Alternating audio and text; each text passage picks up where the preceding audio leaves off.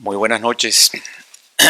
Quiero agradecer a la Universidad Continental y en particular a su Facultad de Derecho y a su decano aquí presente, así como el presidente del Colegio de Abogados de Arequipa por su presencia aquí esta noche. Quiero agradecerles pues que me hayan invitado a participar en este foro, seminario, congreso sobre arbitraje internacional. Es un grandísimo gusto estar aquí en Lima y además constato pues que puedo hacerlo con cierta tranquilidad porque el Perú derrotó a Venezuela en la Copa América y en consecuencia no tengo que venir con una posición arrogante de decirles Venezuela le ganó al Perú, sino todo lo contrario, tengo que aceptar la derrota. Y agrego además que tengo que pedir excusas por la horrible falta que un jugador venezolano hizo a un defensa peruano, que como ustedes muy bien saben, le costó la expulsión. Bien expulsado está. Como venezolano pido excusas por esa ocurrencia. Me toca hablar de las medidas preventivas en el arbitraje internacional y escuchando al doctor Mateus, o Carlos, como prefiero llamarlo, habremos visto que se pacta el convenio arbitral, que se discute sobre quién decide sobre la competencia o no competencia de ese tribunal arbitral. Se puede hablar de su nulidad, pero lo que quiero destacar es que se instala un tribunal arbitral, las partes acuden ante ese tribunal arbitral, presentan una demanda, contestan esa demanda, se hace una audiencia y se dicta un laudo. Pero ¿qué ocurre si dictado un laudo? Nos encontramos con que el demandado o la parte vencida ha disipado todos sus bienes y en consecuencia el vencedor se queda con un laudo que solamente se sostiene en el papel en el que está escrito, porque no hay forma ni manera de poderlo ejecutar, porque aunque se fuera con un tribunal a ejecutarlo, el vencido ha disipado sus bienes. ¿Qué es lo que pretenden las medidas cautelares? Bueno, las medidas cautelares pretenden casualmente impedir que se dé esa situación, impedir que el vencido en el proceso arbitral, tomando medidas, insolventándose, disipe sus bienes y en consecuencia el laudo arbitral no pueda ejecutarse. Entonces, la primera pregunta que responde este asunto es precisamente cuál es la necesidad y la utilidad de las medidas cautelares. Y, como digo, la primera de ellas es que impedir que haya laudos inservibles. Pero no solo sirve para eso, también puede servir para que se dicte una medida cautelar para impedir la destrucción de pruebas. Hoy en día, como ustedes saben, todo aquello que se cruza o que sale de un computador queda registrado en ese computador o en ese ordenador, no sé cómo le dicen ustedes en Perú, computador es la palabra. Sí. Y en consecuencia, una de las medidas que puede dictar un tribunal arbitral es el que se recoja de la memoria de un computador todos los correos electrónicos que las partes se han cruzado sobre determinada materia que se necesita como medio de prueba en el tribunal arbitral. He visto, por cierto, dictar medidas de esa naturaleza para impedir que las pruebas desaparezcan. Puede ser también necesario que se dicte una medida cautelar con el objeto de mantener el statu quo. Imagínense, por ejemplo, una empresa franquiciante y una empresa franquiciada. Imagínense una empresa franquiciante, digamos, francesa, que hace un contrato de franquicia con una empresa peruana para vender un tipo de helados en el Perú. Unos helados de crema fabricados en Francia para ser vendidos en el Perú. Resulta que las partes tienen una disputa sobre si el contrato se ha vencido o se ha renovado de manera automática. ¿Y qué ocurre? Que el tribunal arbitral no ha resuelto el asunto, las partes no han podido ponerse de acuerdo sobre el tema, van al tribunal arbitral y el tribunal arbitral dice, no, mire, sígale suministrando los helados a la empresa franquiciada en el Perú mientras se discute si el contrato ha sido terminado o se ha renovado automáticamente. Esa es una forma de preservar el statu quo existente. Y el otro es las medidas cautelares impiden los daños que se le puedan causar a las partes. En este mismo ejemplo, por ejemplo, dictar una medida de que se mantenga el statu quo que existe y la empresa francesa siga suministrándole los helados que va a revender la empresa franquiciada en el Perú, dice manténgase ese suministro de helado, impide que se le produzcan daños a la empresa franquiciada en el Perú por, digamos, dejar de ganar lo que pudiera ganar en las ventas de los helados que ella lleva a efecto. Consecuencia, como vemos, la necesidad y la utilidad de las medidas preventivas creo que están bien justificadas. Ahora, para adentrarnos en los temas más, digamos, relevantes de esto, que como vamos a ver son quién puede dictar las medidas, cómo pueden dictarse, qué recursos hay contra ellas, quiero destacarles que me voy a utilizar como referencias principales, primero, la ley modelo. Carlos fue capaz de pronunciar CENUDMI, yo no puedo. ¿Okay? Les propongo que utilizamos las siglas en inglés que son más sencillas en este caso, que es la ley UNCITRAL, la ley modelo UNCITRAL. Cuando estoy hablando de la ley modelo UNCITRAL, pues me estoy refiriendo a la ley modelo de la Comisión de las Naciones Unidas para el Desarrollo del Derecho Mercantil Internacional, pero que no quiero resumir como CENUDMI porque me parece muy complicado. Luego, vamos a tomar como referencia también el decreto legislativo número 1071, que seguramente todos ustedes, o con seguridad todos ustedes conocen muy bien, que es la ley de arbitraje que rige en el Perú. ¿Y por qué tomamos la ley peruana? No solo porque estamos en el Perú, sino porque creo que la ley peruana es sin duda alguna una de las leyes más avanzadas, más modernas y mejor adaptadas a la realidad arbitral, no solo nacional e internacional. Déjenme decirle que además de ganar partidos de fútbol, de ganar partidos de fútbol, ustedes tienen unas leyes de arbitraje mejores en el Perú, mejores en el mundo, sobre todo en el mundo hispanohablante, y es siempre un punto de referencia en el arbitraje internacional cuando se hace un comentario en realidad sobre muchísimas materias de arbitraje. Y esto no es un elogio gratuito que hago por estar aquí, sino que es una verdad que constato con mucha frecuencia. Y lo otro, como hay muchísimas instituciones arbitrales, me quiero referir solo a una de ellas. Y por supuesto lo hago con cierta malicia, y la malicia es que es el reglamento de arbitraje que mejor conozco, que es el reglamento de arbitraje de la Cámara de Comercio Internacional. Y abrevio, ley modelo con las letras LM, ley peruana con las letras LP y reglamento de arbitraje de la CCI con las letras CCI.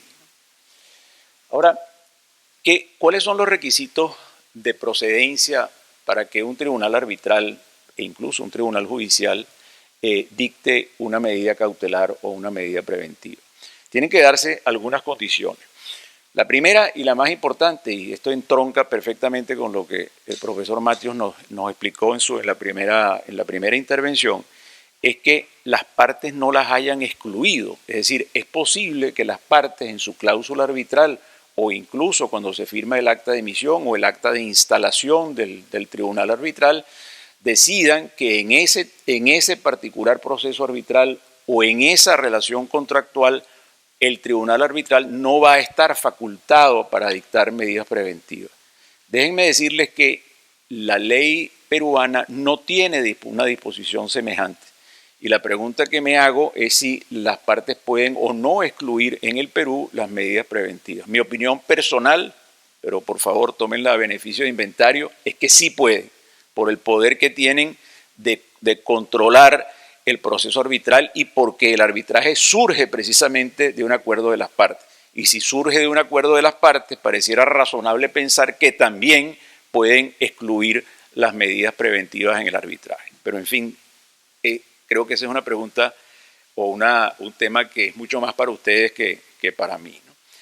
La otra punto importante es que para que se dicte una medida preventiva tiene que haber una presunción grave del derecho que se reclama, que se utiliza la expresión latina fumis boni juris, y como verán, esta presunción grave del derecho que se reclama aparece tanto en la ley modelo como en la ley peruana. El reglamento de arbitraje de la CCI guarda silencio en esa materia, no porque lo excluya, sino porque es, digamos, un tema doctrina, digamos, o un tema o sea, no es necesario decirlo para que esto exista. Esto, por supuesto, es muy debatido porque el tribunal arbitral o el tribunal que conozca de la solicitud de una medida preventiva va a tomar una decisión, digamos, vamos a llamarla preliminar, y va a decir, no, el que está pidiendo la medida preventiva tiene fundamento para pedir lo que está pidiendo, no solo la medida preventiva, sino en el fondo del asunto que se está discutiendo.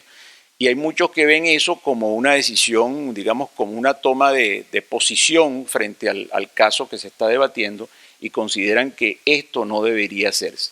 Pero prácticamente en todas las decisiones judiciales y arbitrales que he leído recientemente sobre esta materia, todo queda perfectamente claro y establecido que el pronunciamiento del tribunal en relación cuando está decidiendo una medida preventiva y que constata la existencia del fumis boni iuris, no significa que el tribunal ha prejuzgado sobre el fondo. Es simplemente una apreciación de que hay posibilidades de éxito para quien solicita la medida, pero eso no quiere decir que está diciendo o que está estableciendo que ya tiene la razón y que en consecuencia va a triunfar finalmente en la decisión de fondo. Y la otra requisito para que se dé una medida preventiva es que haya peligro en la mora, es decir, que haya la posibilidad de que haya daños si la medida no se dicta. Por ejemplo, en el caso que puse al comenzar, el impedir que el quien suministra los helados o exigir que los siga suministrando mientras se discute si el contrato ha terminado o se ha renovado automáticamente, garantiza que la persona el franquiciado en Perú que está vendiendo los helados no sufra daños económicos al interrumpirse de manera brusca el suministro de esa materia prima que él va a utilizar como helado para revender.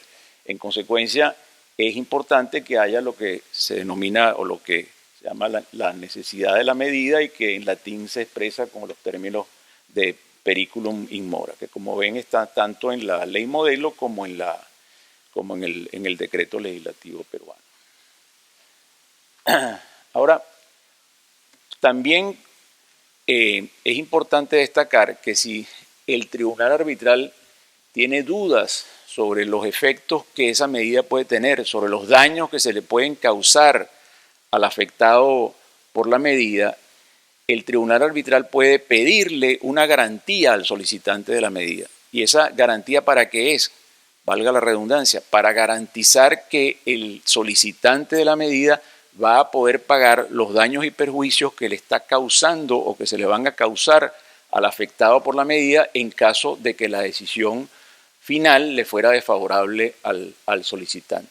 Es decir, partamos del principio, o mejor dicho, hay que partir del principio que el solicitante de la medida es responsable de los eventuales daños y perjuicios que le causen al afectado por la medida, en caso de que esos daños y perjuicios se causen. ¿Okay? Y la forma de hacer eso, digamos, de establecer esa responsabilidad o de garantizar esa responsabilidad, y valga redundancia de nuevo, es pidiéndole al solicitante o exigiéndole, mejor dicho, al solicitante que dé una garantía. Las garantías que se exigen son algunas veces depósitos en dinero, muy normalmente una fianza emitida por un instituto financiero o una compañía de seguro, es decir, una empresa solvente, de tal manera que sea fácil recurrir o exigir y obtener el pago de quien está dando la garantía. Y también en el arbitraje internacional se utilizan mucho las garantías llamadas stand-by. La stand-by no es más que una obligación unilateral, parecido de alguna manera a la fianza, que asume un instituto financiero para que, ocurrido un determinado hecho, se haga el pago de una cantidad de dinero. Este es un modo muy utilizado en los arbitrajes internacionales. Ahora, ¿quién está facultado para dictar las medidas cautelares en un proceso arbitral? Y aunque parezca contradictorio, el primer facultado para dictar medidas cautelares en vista de un proceso arbitral son los tribunales judiciales.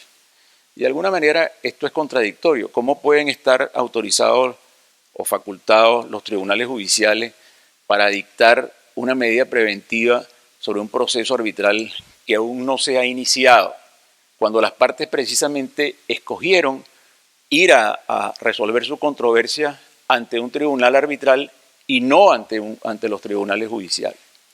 Lo que ocurre es que se le da esta facultad a los tribunales judiciales, fíjese que se le da tanto en la ley modelo como en la ley peruana y también en el reglamento de arbitraje de la CCI, porque a veces es necesario dictar la medida preventiva para precaver una situación y todavía no se ha instalado el tribunal arbitral. Entonces puede ser que uno tenga conocimiento de que la persona a la que voy a demandar en arbitraje está disipando sus bienes, se está insolventando y en consecuencia, si no hay medida preventiva, cuando comience el proceso arbitral no voy a tener nada, no solamente al comienzo, sino al final, o incluso al comienzo, no voy a tener ningún bien sobre el cual dictar una medida preventiva por el tribunal arbitral, o al final del proceso no voy a tener nada sobre qué ejecutar el laudo que me es favorable. Entonces se faculta a los tribunales judiciales para dictar medidas preventivas.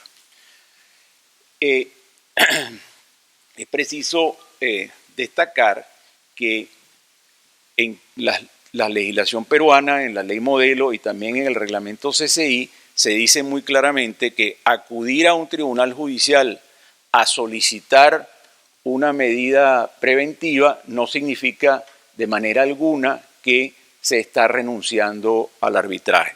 No, acudir para solicitar una medida preventiva no trae como consecuencia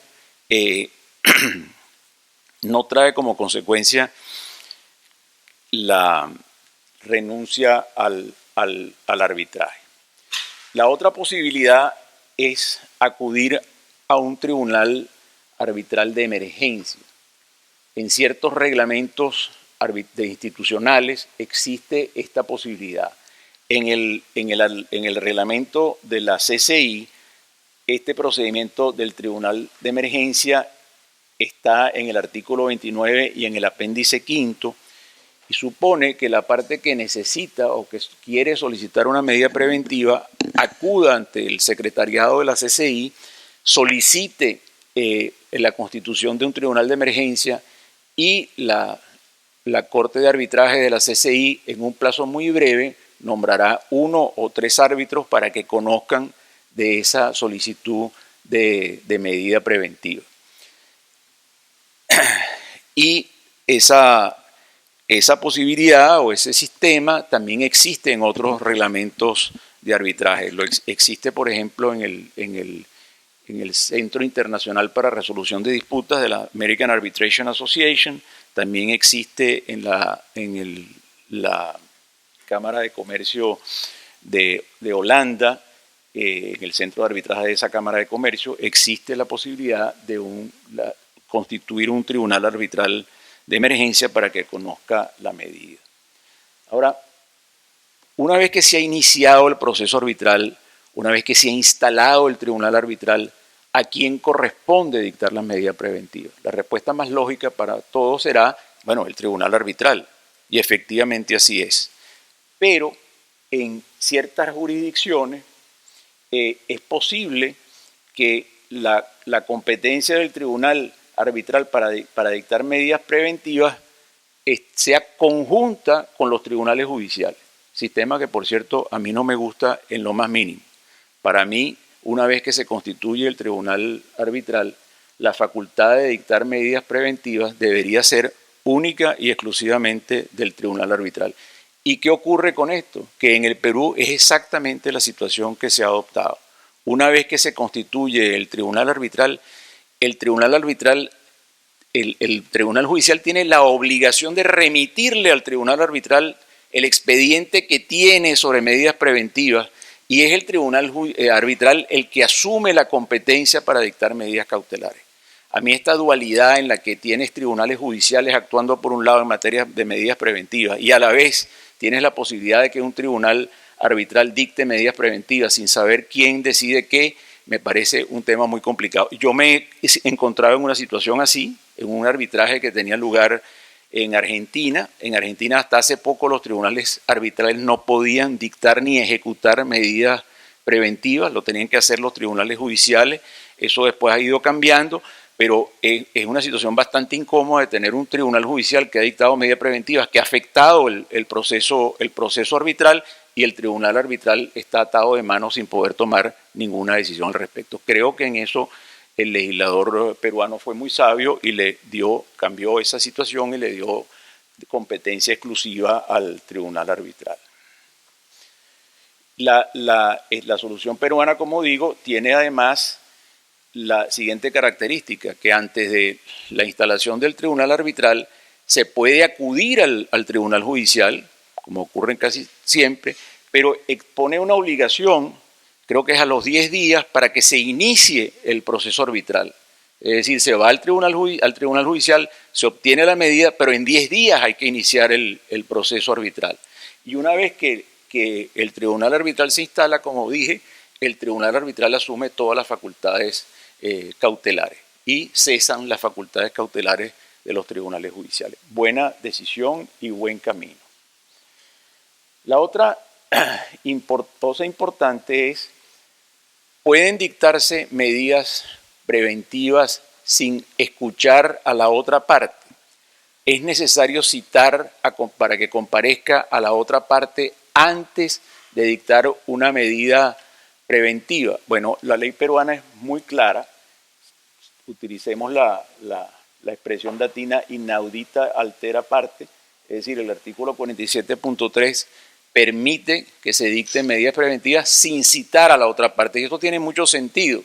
Si alguien está disipando sus bienes y queremos interrumpir que esté disipando sus bienes antes o durante el proceso arbitral y queremos que se dicte una medida preventiva que prohíba, que sea una prohibición de enajenar y gravar sobre, por ejemplo, bienes inmuebles, ¿qué ocurre? Si lo citamos y lo llamamos a comparecer, pues lo que va a hacer esa persona es acelerar el proceso de insolventación en el que está haciendo, y en consecuencia, al momento en que se dicte la medida, pues la medida será totalmente ineficiente o, digamos, no podrá cumplirse.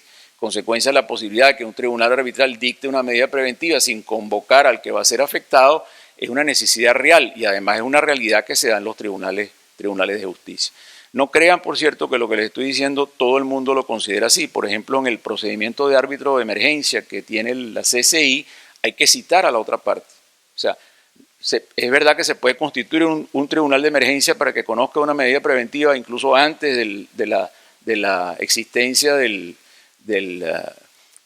tribunal arbitral, pero es preciso convocar a la otra parte. De nuevo, en la ley peruana, a mi manera de ver, es muy lógica y sostiene la posibilidad o establece la posibilidad de que se dicten medidas preventivas y convocar a la parte siguiente.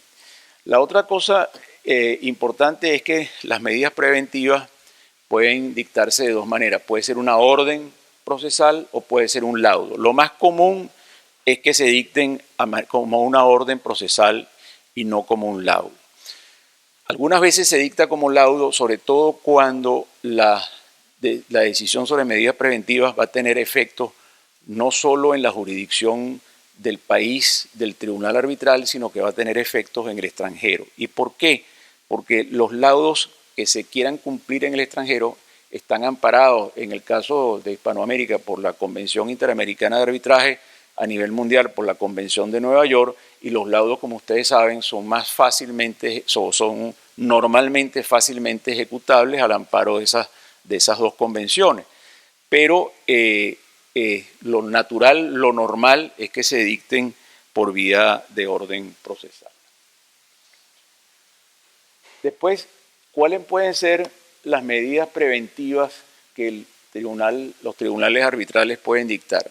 La verdad que en esta materia los tribunales arbitrales tienen muchísimas facultades, es decir, la mayor parte de los reglamentos de arbitraje, así es el reglamento de la CCI, no le pone límites. Pueden dictar medidas de cualquier naturaleza o tipo adaptadas a la realidad del proceso arbitral de que se trate. Así es también aquí en el Perú.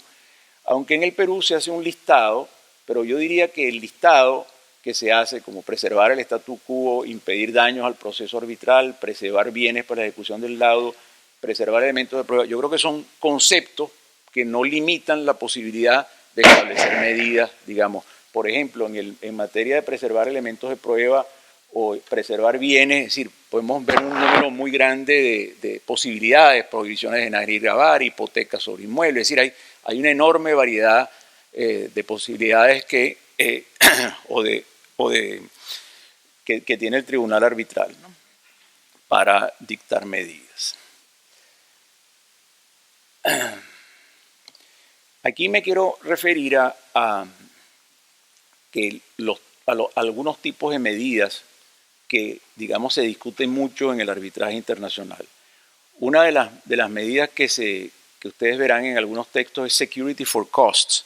Esto es una medida preventiva que se dicta contra una de las partes para que esa parte otorgue o una garantía o coloque un dinero en efectivo para garantizar que al final del proceso esa parte va a poder pagar los gastos y costos del arbitraje.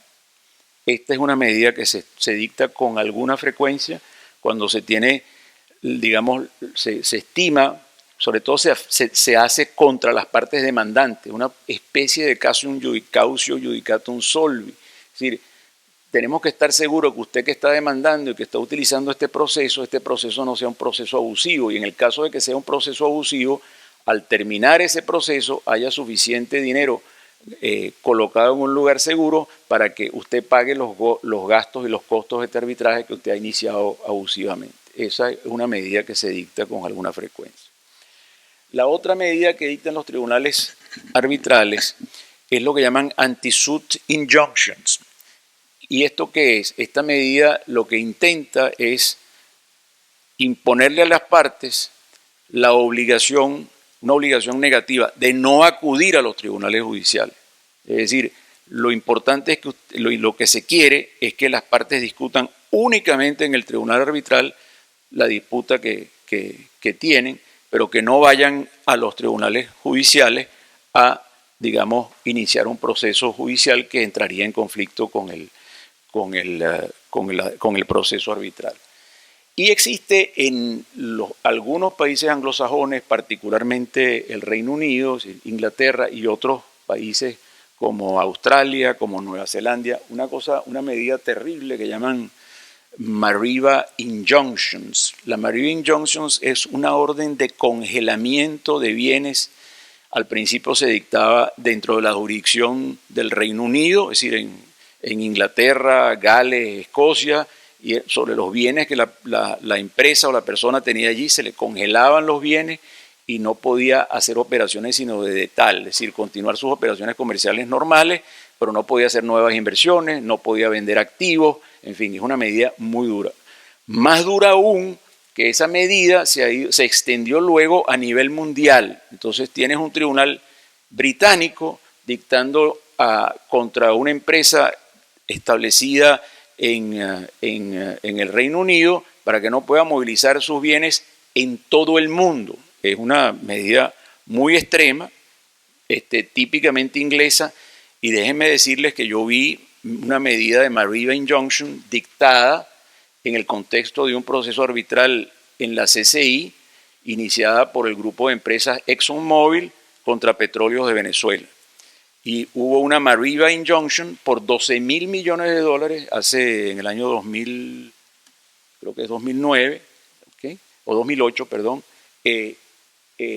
contra los bienes de Petróleos de Venezuela. La medida fue reconsiderada por el Tribunal Judicial que la había dictado. Esta no la dictan, por cierto, no la dictan los tribunales arbitrales, debo empezar por allí, la dicta únicamente los tribunales ingleses, los tribunales judiciales ingleses o anglosajones. Y en la revisión la medida decayó. O sea, la razón para dictar esa medida, una de las justificaciones, es que haya una intención manifiesta de parte del afectado por la medida de disipar sus bienes. En primera instancia, el Tribunal Judicial inglés estimó que Petróleos de Venezuela podía estar disipando sus bienes, y en la revisión ante el mismo tribunal, pero otro juez, o sea, otra persona, otro individuo, llegó a la conclusión de que no estaba ocurriendo esa disipación y en consecuencia levantó la medida. Es la medida más extrema que yo he visto dictar en el contexto de un arbitraje. Ahora, ¿quién está facultado para ejecutarlas? ¿Quién está facultado para ejecutar las medidas? En la ley peruana, y esto sí es una excepción importante, es el tribunal arbitral. Es el tribunal arbitral el que ejecuta las medidas. Salvo, creo que la ley dice, salvo que estime el tribunal arbitral que requiere de la fuerza pública, en cuyo caso, por cierto, no define muy claramente qué ocurre allí, si convoca a la fuerza pública para ejecutar la medida o si le transfiere la responsabilidad de ejecutar la medida a un tribunal judicial. No tengo la respuesta, se las hago a ustedes, que seguramente la tendrán más cerca que la mía. Lo habitual, o en muchos sitios, es que son los tribunales judiciales los que ejecutan las medidas. Es decir, hay quien sostiene, o mejor dicho, se sostiene que el tribunal arbitral tiene la facultad para dictar la medida, pero como carece de poder de coerción, la ejecución de la medida deben llevarla a cabo los tribunales judiciales. Como le digo, ese no es el principio general en el Perú. Y en el Perú, sí, la competencia para ejecutarlas pasa a los tribunales judiciales directamente cuando las medidas vienen dictadas desde el extranjero. ¿Okay?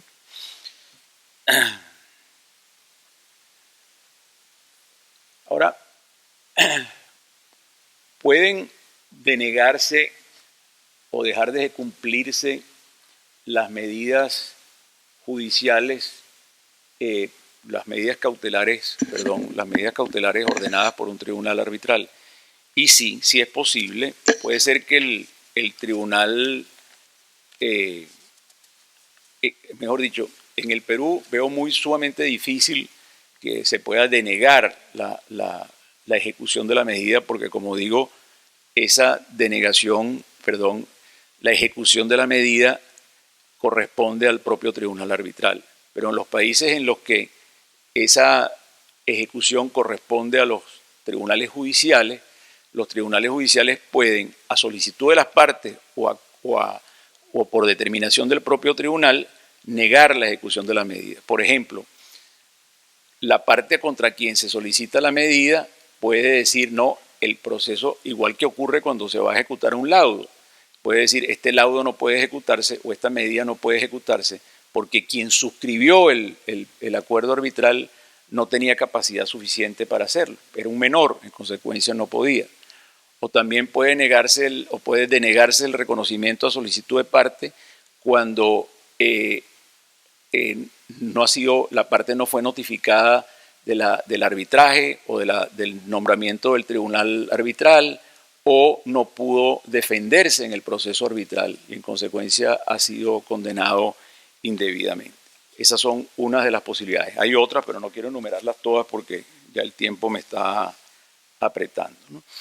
Y la otra posibilidad es que sea el propio tribunal el que determine, no, esta medida no puede cumplirse o no puede ejecutarse, al igual que un laudo arbitral, y la razón sería, por ejemplo, que el objeto de la controversia no es susceptible de arbitraje. Se trata de un asunto, por ejemplo, de familia que no tenía por qué haber ido a arbitraje, sino que tenía que haberse resuelto en tribunales judiciales.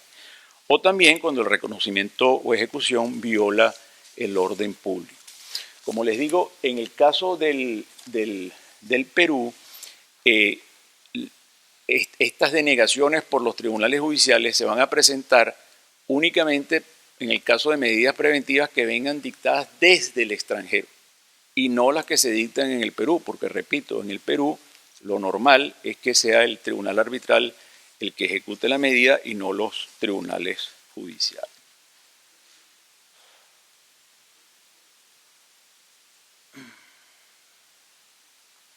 Esto ya lo vimos.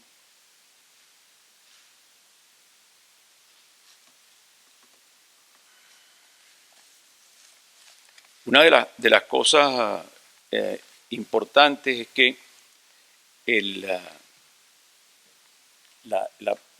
ya vimos, digamos que la parte puede solicitar la denegación de la medida preventiva, alegando las causales que ya mencionamos. Y una cosa muy importante es que un tribunal judicial, en el caso del Perú, cuando la medida viene dictada del extranjero, puede negarse a ejecutar o hacer cumplir una medida cautelar porque la medida es incompatible con sus facultades. Es decir, es una situación extraña, pero puede teóricamente presentarse y los tribunales judiciales tienen la posibilidad de negarse a ejecutar una medida cuando va en contra de sus facultades. Sin embargo, la ley peruana tiene una disposición de que el tribunal tiene el poder no de revisar el contenido de las medidas, pero sí intentar adaptarla a las facultades que tiene. ¿Okay? Y esto puede plantearse porque, sobre todo cuando la medida viene dictada, o mejor dicho, únicamente cuando la medida viene dictada en el extranjero, porque recordemos que no todos los sistemas jurídicos son iguales. Una medida dictada en el mundo anglosajón puede no tener un equivalente en el mundo del derecho civil, y en consecuencia el tribunal arbitral se encuentra ante una situación de que él no tiene ese poder para ejecutar la medida tal como ha sido dictada, pero sí tiene la facultad para modificarla y adaptarla a sus facultades. Bueno, con esto me falta, por cierto, una lámina. Aquí está. Me falta por mencionar los recursos que existen contra las medidas preventivas, y con eso voy a terminar. La primera cosa es que una medida preventiva dictada por un tribunal arbitral siempre es posible que sea modificada, suspendida o revocada por el tribunal arbitral. Es decir, una de las características principales de las medidas preventivas es que son temporales. Es decir, nunca las medidas preventivas son definitivas, siempre son revisables. Y de hecho, en la ley peruana hay una norma de carácter general que todas las decisiones del tribunal arbitral pueden ser reconsideradas. Y por supuesto, en el caso de las medidas preventivas más, porque puede ser que las situaciones que se dieron para cuando se dictó la medida preventiva cesen en un tiempo después y en consecuencia sea adecuado, conveniente y lógico y justo revocar la medida. Sí, las medidas preventivas hay que tener en cuenta que son situaciones que deben dictarse únicamente de manera excepcional. Es decir, es una restricción que se le impone al derecho de propiedad en general. Por ejemplo, una prohibición de enajenar y gravar o incluso una prohibición de uso de una determinada propiedad. Es decir, son medidas de carácter excepcional en las que hay que tener mucha prudencia al dictarlas y, por supuesto, al cesar las condiciones que impusieron o que justificaron que la medida se dictara, es necesario revocar la medida. Y esa solicitud se puede plantear siempre ante los tribunales arbitrales en consideración de lo que dispone el artículo 49 de la ley peruana. Y cuando la medida preventiva en las situaciones no muy comunes en que en lugar de estar en una orden procesal estén dictadas en un laudo, como todo laudo están sujetas al recurso de nulidad. Nulidad que, como sabemos, se da únicamente en circunstancias muy excepcionales. Bueno, con eso concluyo una visión general de las medidas preventivas, o mejor dicho, eso es lo que quise transmitirles esta noche y quiero darles las gracias por su atención. Gracias.